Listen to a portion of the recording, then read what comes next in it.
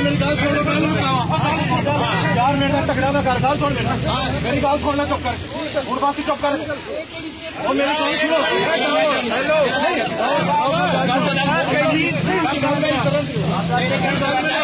ना हूँ मेरी गल कर